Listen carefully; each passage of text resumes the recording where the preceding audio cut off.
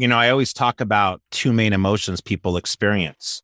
The two biggest ones are fear and confidence, fear and confidence. And the only difference between those two is your level of preparation. Tell me, where does that come from? Is that from your background, or is it because you've seen other agents that are successful? That's what they did. They poured into educating themselves, because the ultimate end product is what we're given to our clients, right? Where did that get into your head? How did that get into your mission?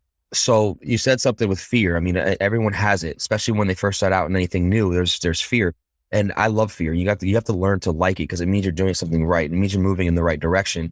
And I always say, all you gotta do is run over fear, run through it, and just get to the other side as fast as possible. And when you start to understand that about being fearful, when I'm not fearful about something, I'm actually really fearful, because I'm like, what's going on? I need to be fearful about something. It's healthy. You use it as a motivator. And a lot of people don't. There's people in my family and that don't use motivators. They use it as a debilitator, unfortunately. And that's the majority of people. When we can get someone having success almost right away, we can get them moving past that so fast that they can get to the other side of, I can be confident in what I'm doing. I know I can do this. And now what we do is we have so many people having success that all we have to do is point to everyone else. Hey, look at that person. Look at that man. Look at that woman. They did this. They weren't even in insurance. I don't have to even do anything now except point to all these other men and women having massive success.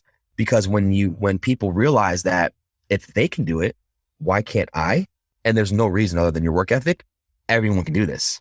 We have so many people to point to now that are having so much success that someone brand new comes in, they can look at that and be more confident before they even get in the field. Yeah. How important is leaving a legacy that I don't want to be known just as the hardworking grinder all the time? Because a lot of people that are listening to our business podcast probably are the type of people that are like us, so driven. How do you mix that? That's a great question. It's something I've struggled with, to be honest with you. And I don't mind if my legacy, people say he was one of the hardest workers I've known. That's a compliment to me. Sure. I posted a picture of me and my son one day, and one of the comments was, "Wow, you're actually human."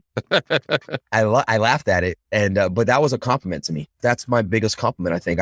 So I don't mind that, but obviously there's more to life, and I'm at a point now where I'm able to smell the rose. I'm able to slow down a little and enjoy life, which is such a blessing. But I never thought too much about my legacy personally. What I've learned over the past 5-10 years, and even more over the past 3 or 4 years, is the person who helps the most people wins, always. And I don't mean just wins financially. I mean wins emotionally, wins with your faith, wins with everything, and helping people without expecting anything in return. I was going to say that because you do it because it's the right thing to do. And even if you don't get paid back for it, just because it's what you do, right? And I think when that happens, call it the universe, call it God, call it the law of attraction, whatever it is, it comes back to you in whatever form. And I'm a big believer in that, one, because I've seen it with other people, and two, because I've now been able to experience it in certain ways, which is really cool. And so I just kind of strive for more with that. And sometimes it's hard, because sometimes we're human. We do expect things back, and you got to check yourself. It's not why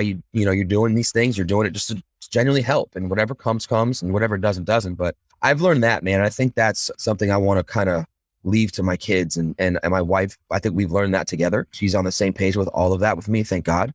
Because she's unbelievable. Just help more people.